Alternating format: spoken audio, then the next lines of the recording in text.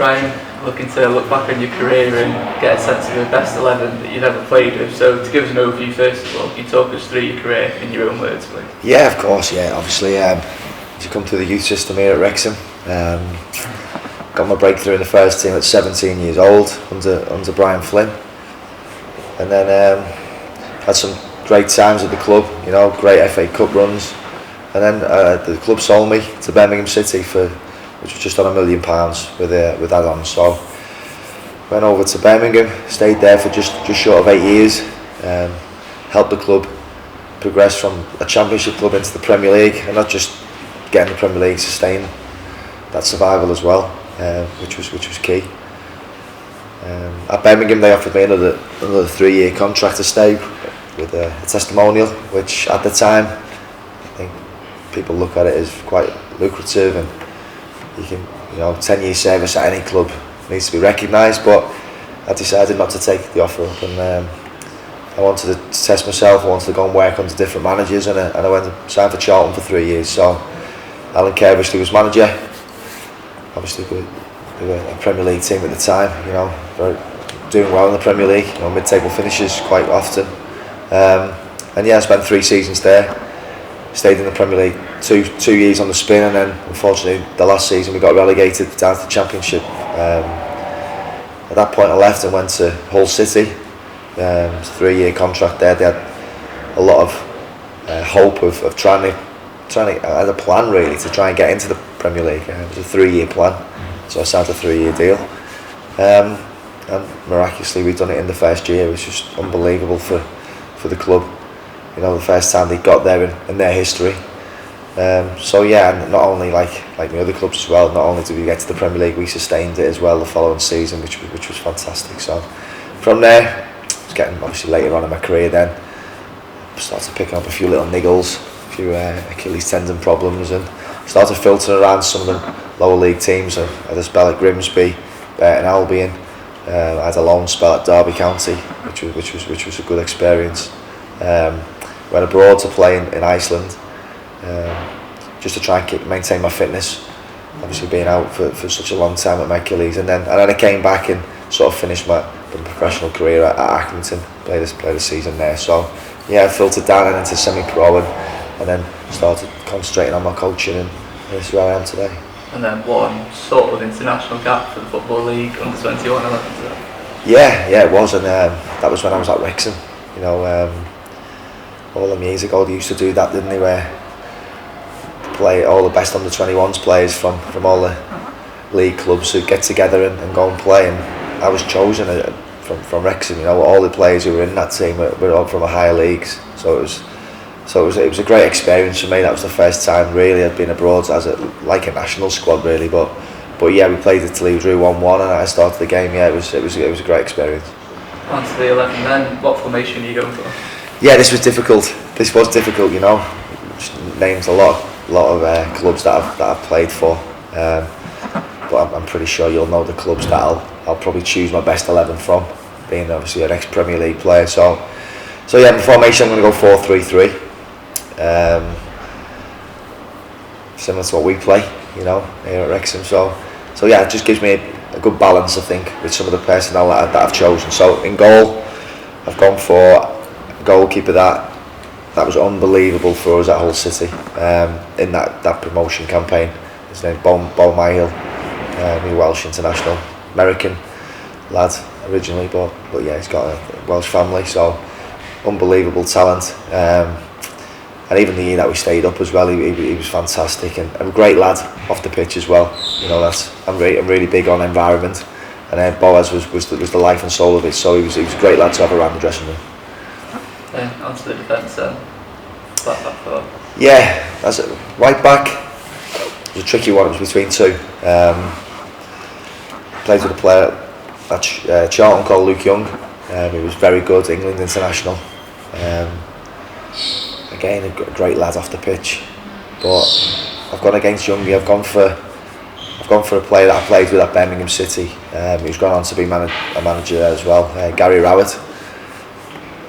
Very consistent, could play centre back as well, great on the ball, real good quality in possession, And Gary was, like I say, had them leadership qualities as well. He was captain for a spell there at Birmingham.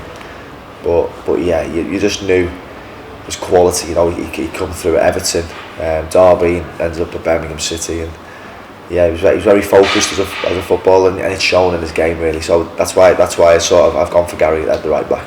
Has it surprised you that he has gone on to be a successful manager as well, given what you've just said? No, it hasn't. No, you could just see it. You know, you sort of in dressing rooms and all different types of characters. You could see Gary Rowett was going to go on and be a manager. You know, it was embedded in him. He was very organised. You know, and it's that right back role. Even though personally I like my full-backs to be expansive and attack minded, Gary could do that, but also he was very disciplined as well defensively. So yeah, it doesn't surprise me that he's gone into management and he's been successful, like you say. And to left back then? Yeah, left back. I went for Paul Konchesky at Charlton. Again, a real nice lad. I roomed with him for a spell there on away trips. Only small, but aggressive. Really aggressive in his play. Expansive. He could get forward. He was quick. He had the energy levels to get up and down that left hand side. Like I say, real nice lad. He went on to have a fantastic career, Paul. You know, played for his country, played for Liverpool. Yeah, he definitely fitted in there at the left back role. In the middle then? Two centre backs. First, without a shadow of any doubt, Steve Bruce. When I left Wrexham and joined Birmingham, he was my captain for 2 seasons. Inspirational leadership qualities. His reading of the game was just second to none. You know, he wasn't the biggest of centre back, Steve, but his positional awareness was just fantastic. You know, and someone that I could look up to and still call a friend today. Real good guy. He's been very successful in management now as well. But you could, again, like Gary, you could see he was going to go on. You know, he'd learned from the best, being at Man United all them years under Sir Alex Ferguson. Yeah, Steve is definitely, and captain as well. So you in the camp then, surprised he didn't get international honours? A lot of people often peg him as one of the ones that they all thought would and never did. Yeah, it's one of them arguments, isn't it? Why didn't Steve Bruce get an international cap? I think around that spell we were blessed with some good defenders, weren't we, in England? So yeah, I think he must have been in someone's thoughts at some time, you know, because he was very successful at Manchester United.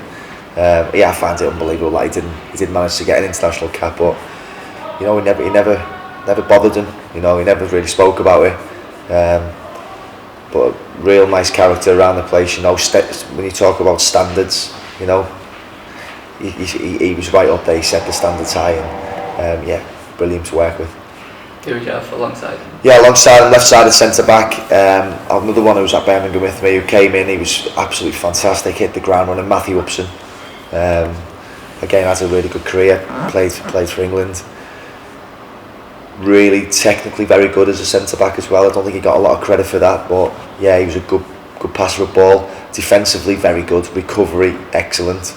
You know, you think strikers would get away with him. He was deceivingly quick, Matthew. Unfortunately, he had a few injuries as well, which probably he could have gone on to greater things. But again, as a centre back, a good size, pace, and like I say, left-footed as well, just to give it a bit of balance in the back four. I'm quite big on that. So yeah, definitely up as the left side centre back. So my sitting midfield would be Danny Murphy, who played with at Charlton. Great technician, another international. Had a great, fantastic career. You know, he's won many trophies. Great in the dressing room. You know, very dry banter, but a likeable character with it. And as a footballer, he was excellent, Danny. You know, to play alongside at Charlton, he was fantastic. You know, he'd give you the ball, he won it back. He'd always kept the ball moving. His ball speed was critical for him, and he chipped in with goals as well, which I like. So yeah, he'd definitely be in my midfield three. Alongside him, a lad who had played with at Hull City when we stayed in the Premier League that first year, Giovanni, who we signed from Manchester City, ex-Barcelona player. Just brought an air of confidence into a dressing room, an absolute magician with the ball. You know, scored some fantastic goals, long range strikes from from like 25, 30 yards. He could just make a ball do things. You know, it was movement in the ball. He just had this natural strike about him. Again, didn't speak great English, but what he did speak, he was very witty with it, and I like that sort of characteristics about him. So yeah, like I say, an absolute magician with the ball, and a fantastic player. Alongside him, I'm going to go for, even though I didn't see the best of him in the club that I was at with him, at Hull City, again, he just brought an excitement to the group when he signed, is JJ Okocha. He had a bit of an injury spell that year when we were together at Hull City, but yeah, I think he played about 15 games in total. But when he was on the pitch, it was just a different class, you know. He had to be in my 1-11 because I was sick of chasing him around when he was at Bolton. You know, he was always difficult to play against, and to actually get the opportunity to train with him on a daily basis and play in the same team as him was just fantastic. He could do anything with the ball, you know. Some of the stuff that you've probably seen over the years at the Premier League standard, he was another magician with the ball, but very skillful with it, a bit different to Giovanni. So yeah, that'd be my midfield three. You know, a lot of excitement, a lot of flair, a lot of goals, but really technical, gifted players. Down to the front three then. Yeah, front three, difficult one, you know, because at that level they're all good strikers, aren't they? They're all there for a reason. Main one, probably the best player I think I've played with, and I'd probably use him as the target. It'd be Christophe Dugarry at Birmingham. Absolute fantastic player, great person as well. You know, international, won World Cups, won Euros. But what a top bloke, really nice guy. But again, he very relaxed. You know, he'd come into the training ground at Birmingham City with 5 minutes before we'd be due out to train, take his clothes off, put his kit on, and he'd just be the best player in training by a million miles.